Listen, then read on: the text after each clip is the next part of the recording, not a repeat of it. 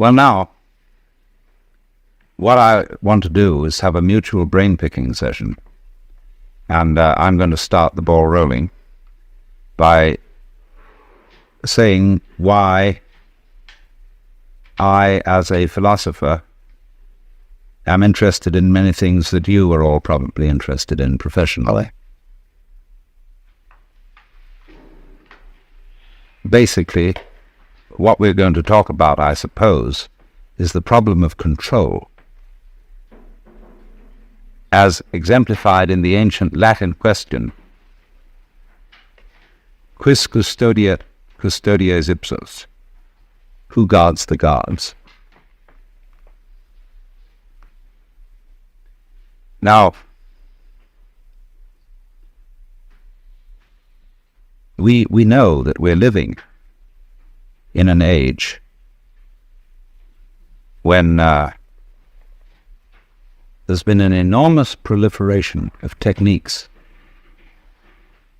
for subjecting every kind of natural process outside the human skin, and now increasingly inside the human skin, to some form of rational control. And as we succeed in doing this, it also becomes apparent that we're failing, that the process becomes of such a high degree of complexity that we begin to feel that we're standing in our own way, that everybody complains the state of affairs in the modern world, in the technological world, is so complicated that nobody can understand it, and nobody really knows what to do.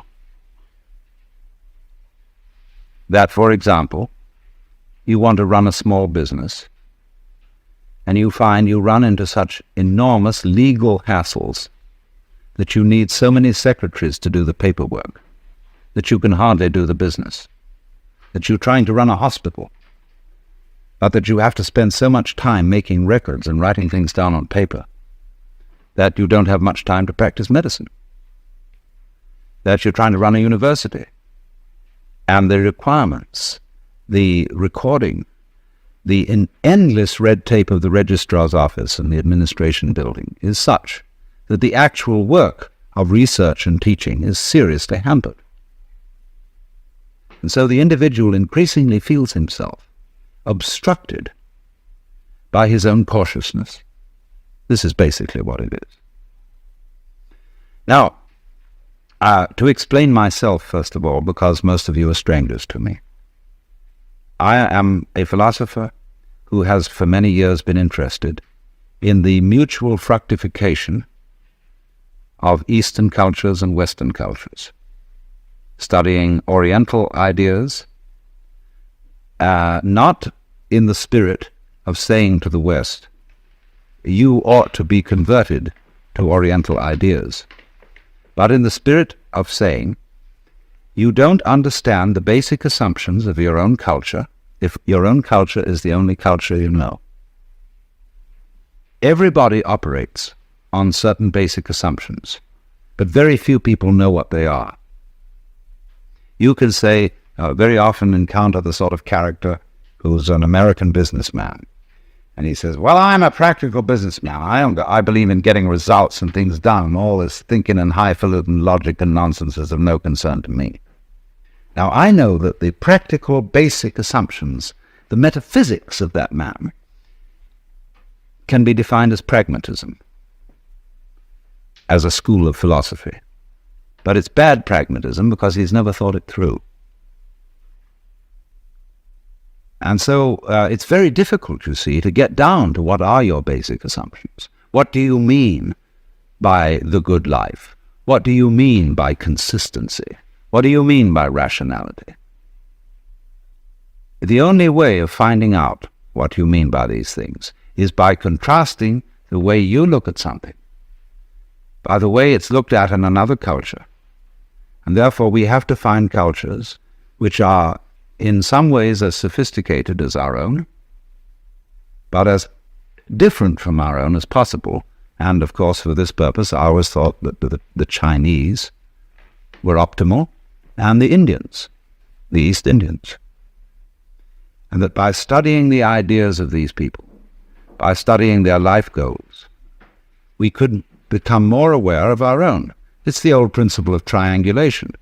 You don't establish the situation of a particular object unless you observe it from two different points of view and thereby calculate its actual distance from you.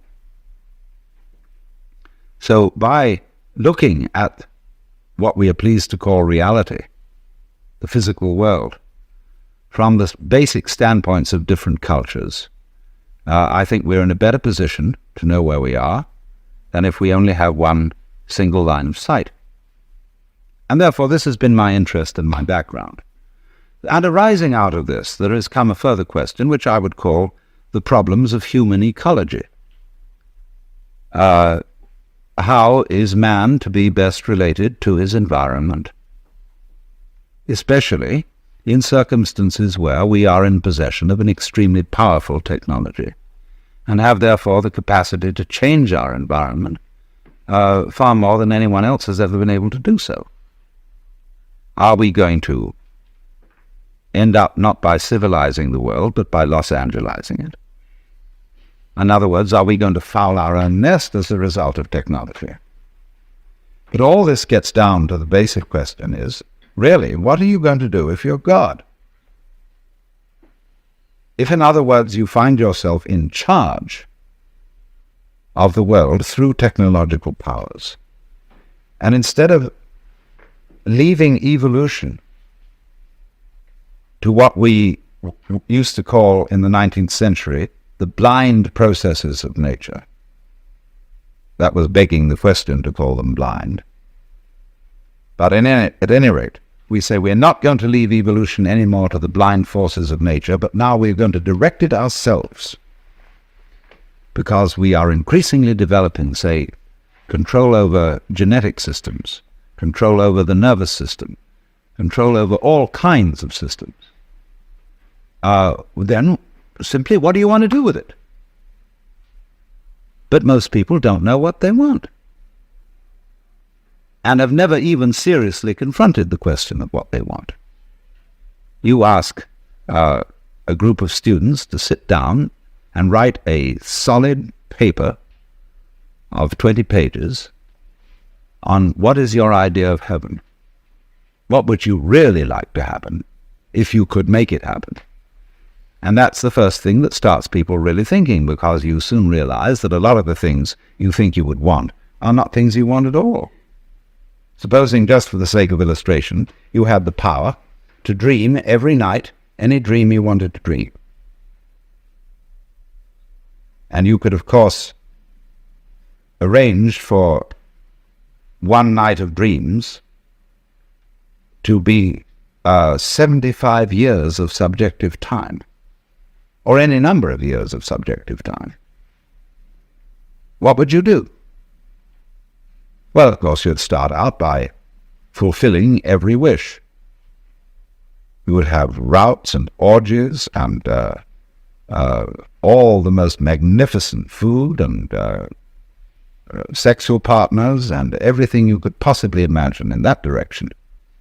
When you got tired of that, after several nights, you would switch a bit and you'd soon find yourself involved in adventures and contemplating great works of art, fantastic mathematical conceptions.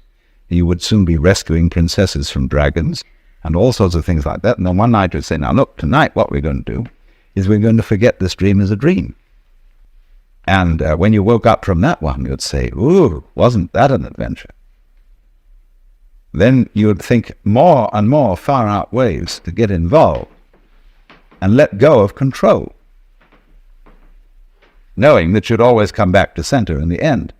But while you were involved in the dream, you wouldn't know you were going to come back to center, be in control. And so eventually you'd be dreaming a dream in which you found yourselves all sitting around in this room, listening to me talking, all involved with the particular life problems which you have. And maybe that's what you're doing. But here's the difficulty, you see. The difficulty of control. Are you wise enough to play at being God? And to understand what that question means, we've got to go back to metaphysical assumptions underlying Western common sense. And whether you are a Jew or a Christian or an agnostic or an atheist, you are not uninfluenced by the whole tradition of Western culture, the models of the universe which it has employed, which influence our very language, the structure of our thought, the very constitution of logic, which are going into, say, computers. The Western model of the universe is political and engineering or architectural. It is natural for a child to ask its mother, "How was I made?" It would be inconceivable for a Chinese child to ask, "How was I made?" It might ask, "How was I grown?" or "How did I grow?" but not "How was I made?" as if I were an artifact, something put together, something which is a construct. But all Western thought is based on the idea that the universe is a construct. And even when we got rid of the idea of the constructor, the personal God, we continued to think of the world in terms of a machine, in terms, say, of Newtonian mechanics, and later in terms of what we call quantum mechanics, although I find it rather difficult to understand how quantum theory is in any sense mechanics. It's much more like organics, which is to me a different concept. However, that may be. It has percolated, you see, into the roots of our common sense that the world is a construct, is an artifact. And therefore, as one understands the operations of a machine by analysis of its parts, by separating them into their original bits, we have bitted the cosmos and see everything going on in terms of bits of information, and have found that this is extremely fruitful in enabling us to control what's happening. After all, the whole of Western technology is the result of bitting. Let's suppose, you want to eat a chicken. You can't eat the whole chicken at once. You have to bite it. You have to reduce it to bits. But you don't get a cut-up fryer out of an egg. It doesn't come that way. So what has happened is this, that we don't know the origins of all this. It's maybe go back thousands of years. The way we develop the art of thinking, which is essentially calculus, is this. The universe as it comes in nature, the physical universe, is something like a Rorschach blot. It's all wiggles.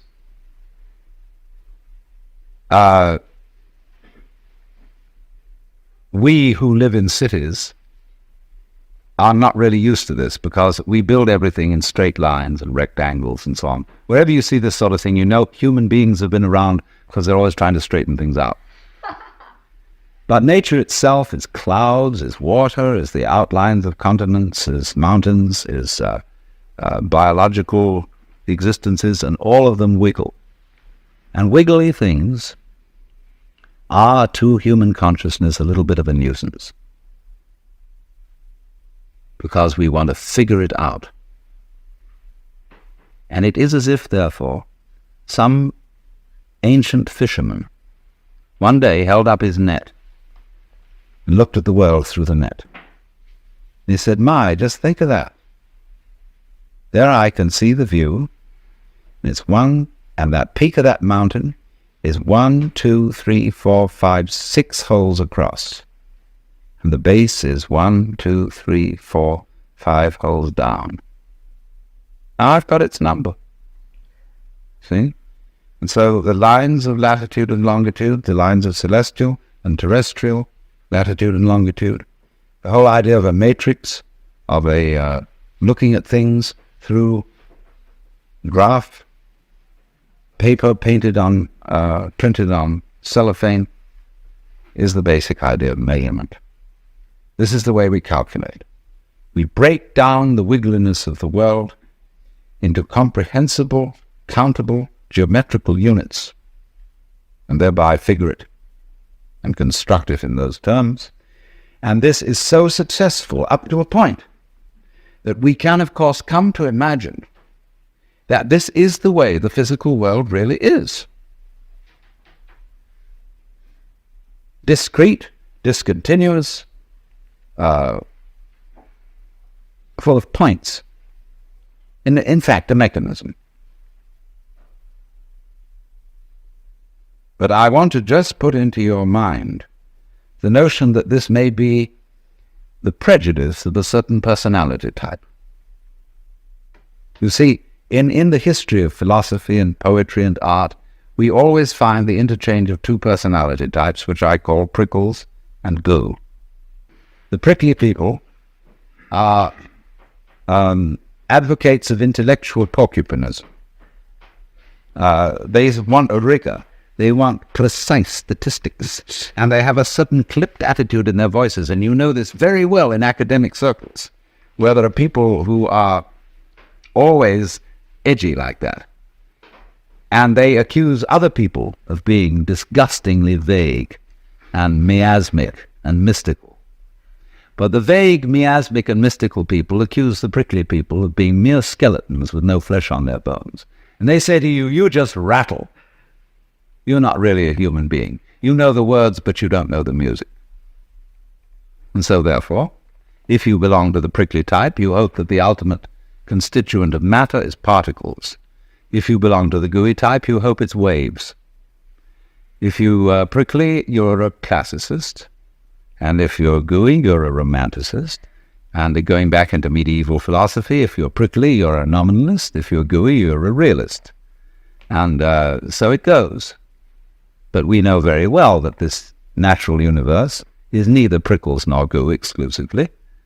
It's gooey prickles and prickly goo. And you see, it all depends on your level of magnification.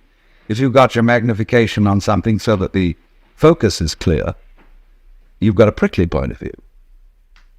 You've got structure, shape, clearly outlined, sharply defined. The little out of focus is going to go bleh, and you've got goo.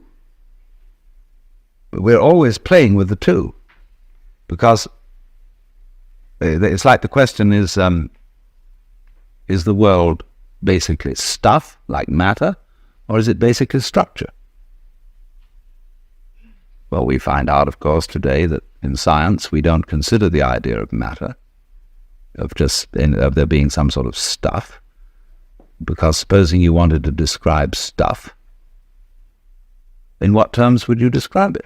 You always have to describe it in terms of structure, something countable, something that can be designated as a pattern. So we never get to any basic stuff.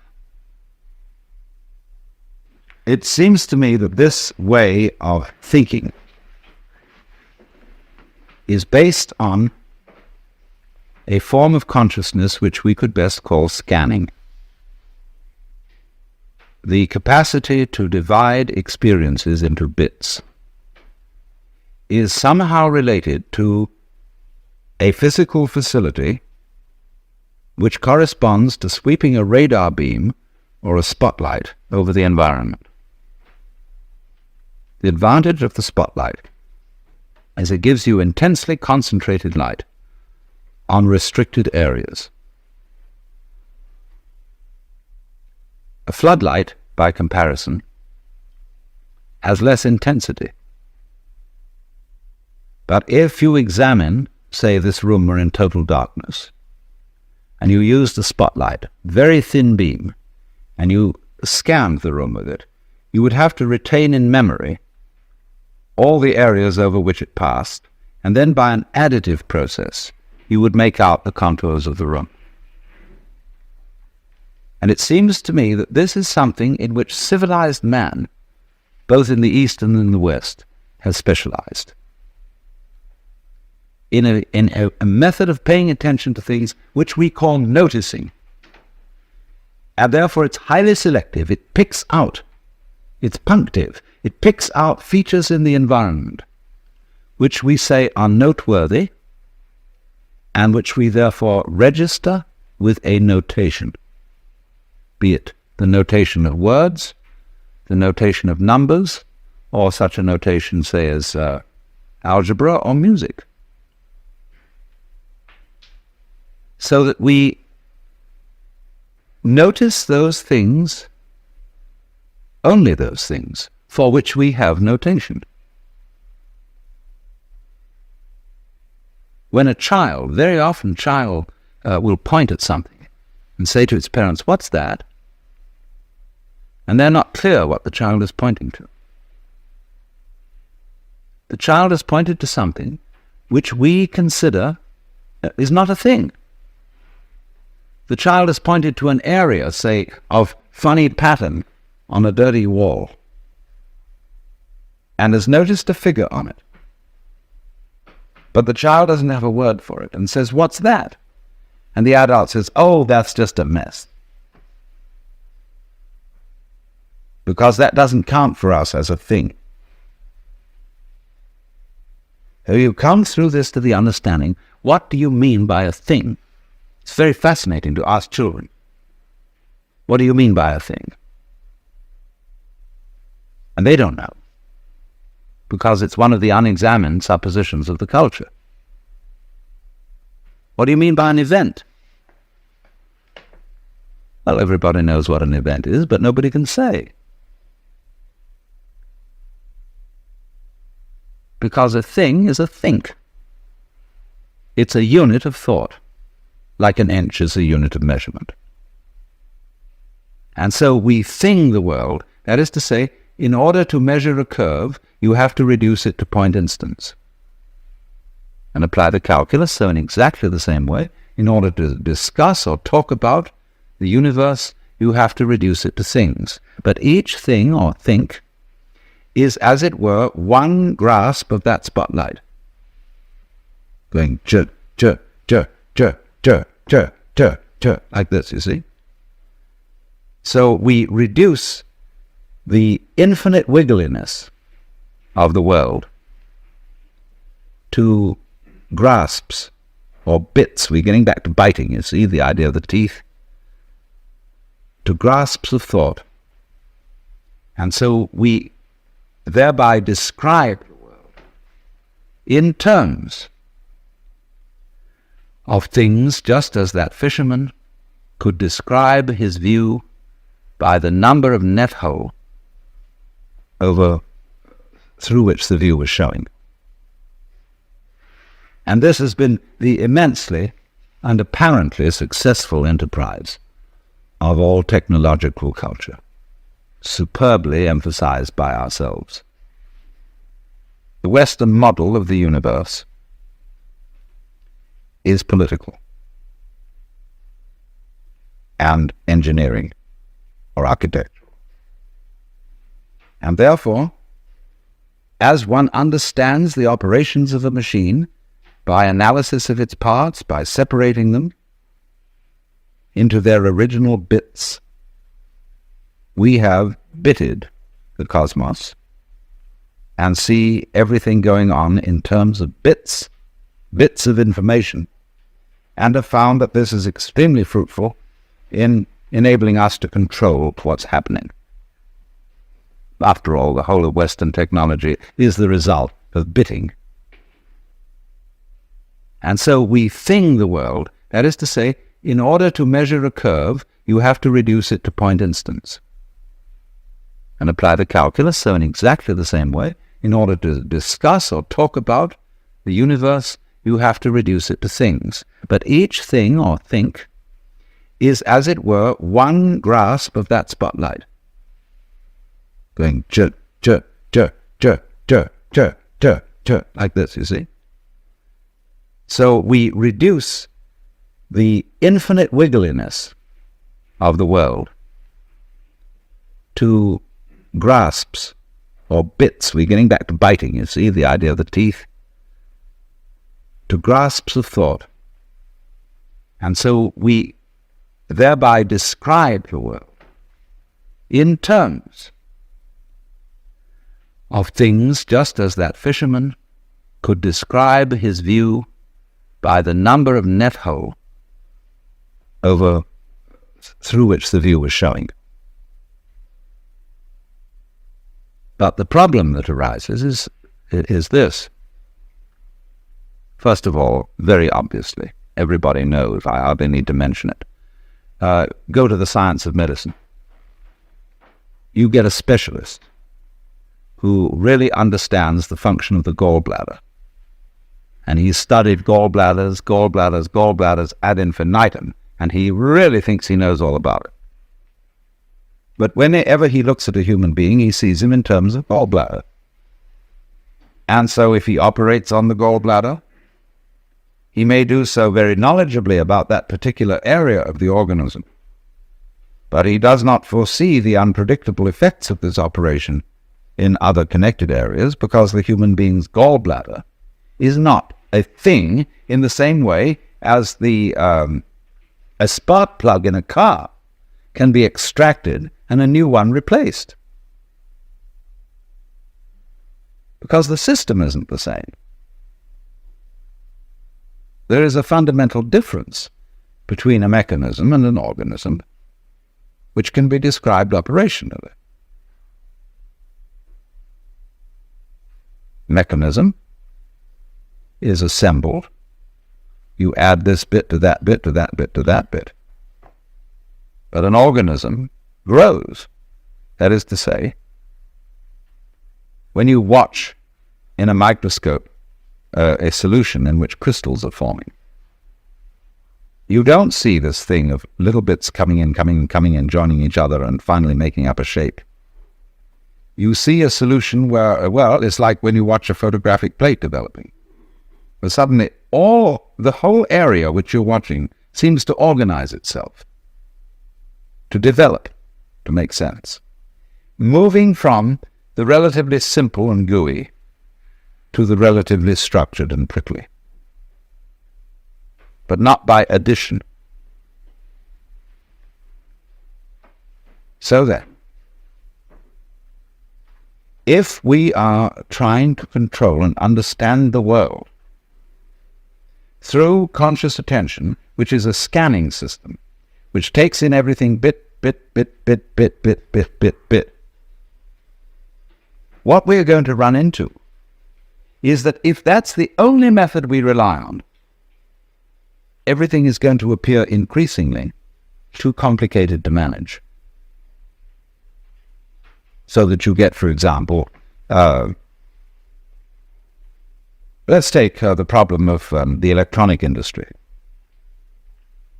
The catalogues of products that are being produced over the world by the electronic industry. Who has read all the catalogues? How do you know where you've got something you're working on, whether it's patented or not?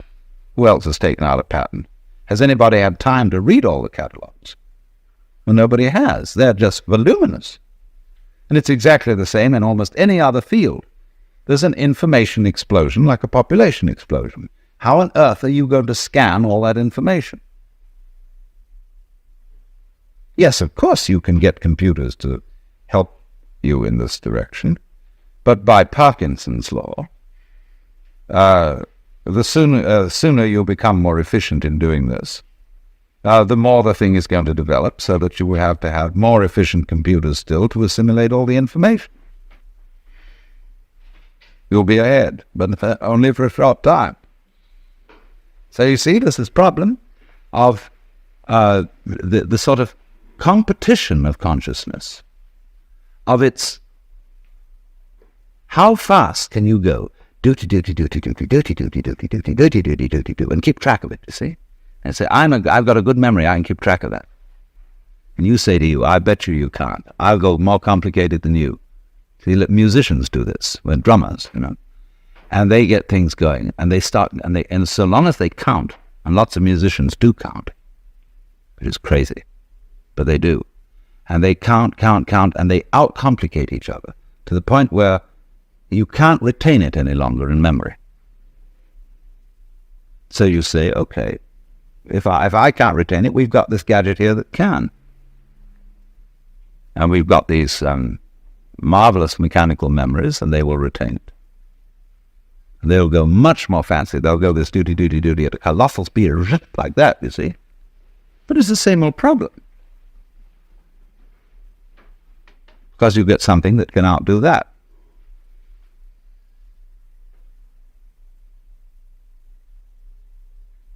So we end up asking, yeah, but supposing there were some other way of understanding things. Let's go back from the spotlight to the floodlight, to the extraordinary capacity of the human nervous system to comprehend situations instantaneously, without analysis. That is to say, without verbal or numerical symbolism of the situation in order to understand it. I hope you understand what I mean. We do that. We have this curious ability of pattern recognition, which the mechanical systems have only in a very primitive way. Xerox have put out a machine which recognizes figures written in almost anyone's handwriting, provided their handwriting is fairly grade school and normal.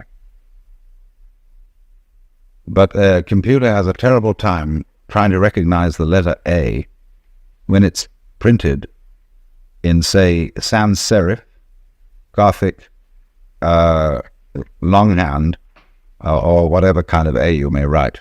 The human recognizes instantly this pattern, but the computer is still at a disadvantage here. It seems to lack a kind of capacity I would call field organization, because it's all punctive, it's digital. It is like a newspaper photograph, you know, which when you look at it under a microscope is all dots. Now, so the problem is this.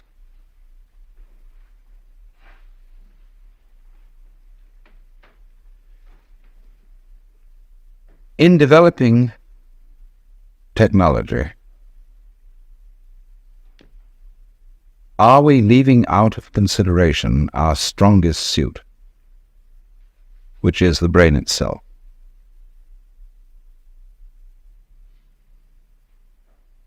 See, we are at a situation where the brain is still not really worked out by even the most competent neurologists.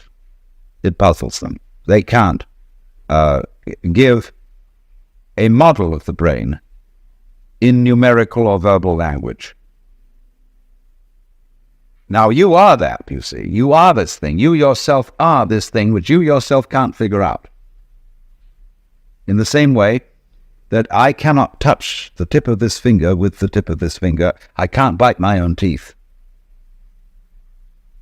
But I, who is attempting to touch the tip of this finger with this finger, am, by the sheer complexity of my structure, far more evolved than any system which I can imagine. This is, in a way, slightly akin to the Gödel theorem, that you can't have a system of, say, a logic which defines its own axioms. The axioms of any given system must always be defined in terms of a higher system. All right, so you are the most complex thing that has yet been encountered in the cosmos. And you can't figure you out. Now, suppose we're going to try to do that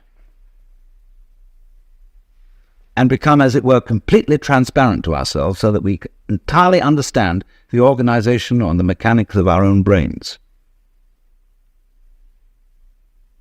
What happens when we do that? Well, you're back in the situation of God. When you're God, what are you going to do? When you're God, you know what you're going to do? You're going to say to yourself, man, get lost. Because what you want is a surprise. And when you figured everything out, there won't be any surprises. You'll be completely bored. But on the other hand,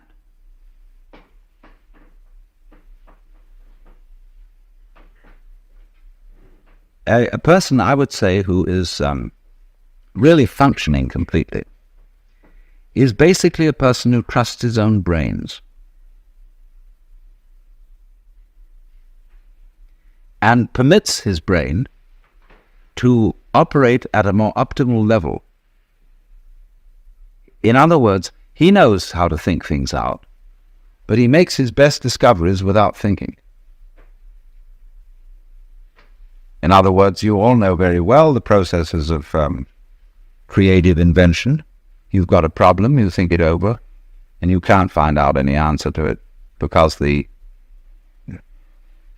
digital system of thinking is too simple, too clumsy to deal with it. It's more complex. There are more variables than can be kept in mind at one time. So you say, I'll sleep on it. Or you go to the Institute of Advanced Studies at Princeton, behavioral sciences at Stanford, where they pay you to goof off, which is highly excellent idea. And you moon around, and you've got a blackboard, and you look out of the window and pick your nose, and so on.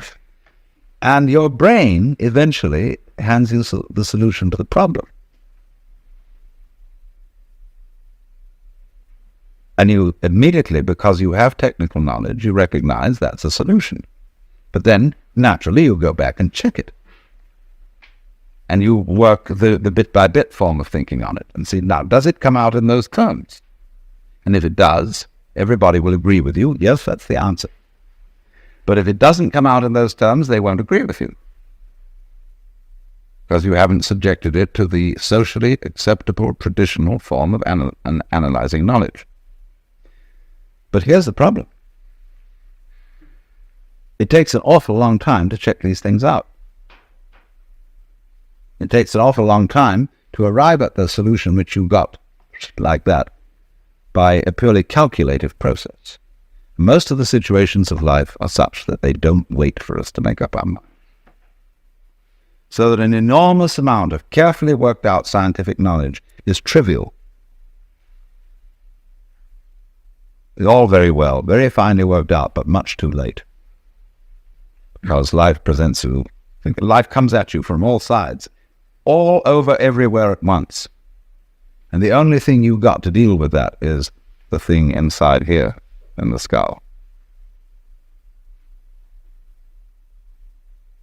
Now, I'm not saying this to put down all this marvelous work of calculation, brought to immense sophistication electronically and so on. Not at all, because actually you people are the first people to understand the limitations of your own kind of knowledge. And you're going to have to tell the politicians about this. They don't. They think that this kind of knowledge is the answer to everything. And I think most of you know it isn't. Which is not something, I repeat, against technology. It's only saying that when you walk, you put your right foot forward. And that's fine, but then you must put your left foot forward. So let's say that the great technological enterprise has been putting the right foot forward. But you must bring up the left foot. That is to say, bring up re-valuation and new respect for the organic type of organization, which is incomprehensible to technological thinking, but which always underlies it. That by itself doesn't work, because after you bring the left foot up, you've again got to bring up the right foot. The analytic. After goo comes prickles. After prickles comes do. And you have to keep this thing up. And I think our danger at the present time is that we are so heady, so delighted with the results of prickles, that we've got to let back a little bit of goo into the system. Well, now, what we've got to try and do is, I think, to work out a way of making the brain itself more efficient. And this is the thing that civilized education has neglected. Lynn White, to quote him again, used to say that the academic world today only values three kinds of intelligence: verbal intelligence, mnemonic intelligence, in other words, good at remembering, and computational intelligence. He said it entirely neglects kinesthetic intelligence, social intelligence, and he had at least 7 kinds of intelligence. I forget what they all were. But it is this extraordinary capacity of the neural organization, say, to engage in pattern recognition and in solving instantly certain complex problems without knowing how it does it. The trouble is, when you do something you don't know how to do, you've got a non-repeatable experiment, in a certain sense. In other words, you can't explain to someone else how to put it together. But you can do it like you can open and close your hand without any knowledge of physiology. Do it every time. Whoops, I don't know how I do it. I just do it, you see.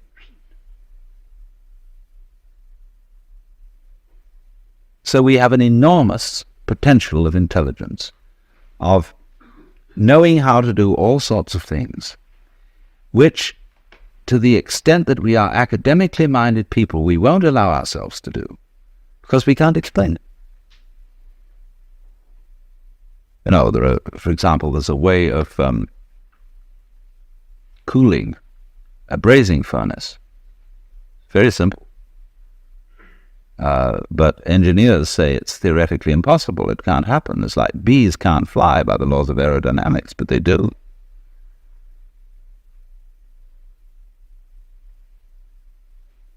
So the rather practical issue I come to is this, that technology, if it relies exclusively on linear thinking, is going to destroy the environment.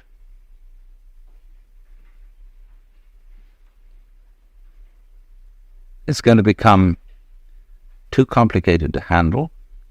Man is going to be like the dinosaur, which had to have a brain in its head and a brain in its rump because it was so big. You know, the caveman kept a dinosaur, and when he went to bed at night, he'd clump it on the tail with a club, and it'd scream at 8 o'clock in the morning. Wake him up.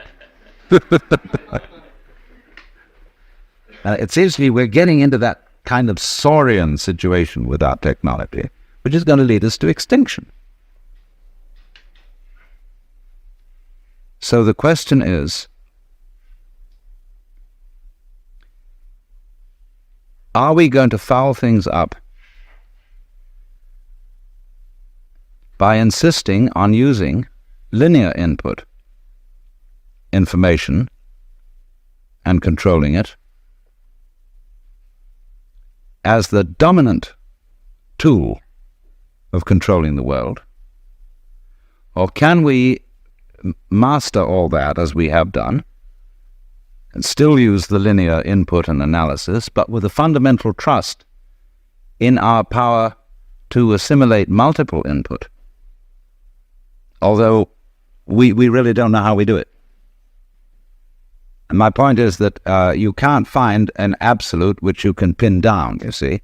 So there always remains in any human operation the basic central thing, which you can't pin down because it's you, just as the teeth can't bite themselves.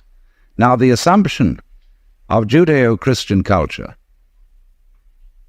is that man in his nature is sinful and therefore can't be trusted. The assumption of at least ancient Chinese culture is that man in his essential nature is good and therefore has to be trusted. Because they say to us, if you can't trust your own basic nature, you can't really rely on the idea that you're untrustworthy. Therefore, you're hopelessly fouled up. So this has amazing political and other consequences, this different assumption. If we say, no, we human beings are fallible and basically selfish and really, really fundamentally evil, and therefore we need law and order. We need a control system to put us in order. We thereby project these control systems into the church or into the police or into somebody who are really ourselves disguised. See, it's like daylight saving time. Everybody could simply get up an hour earlier. But instead of doing that, we alter the clock, because the clock is a kind of authority. And we say, well,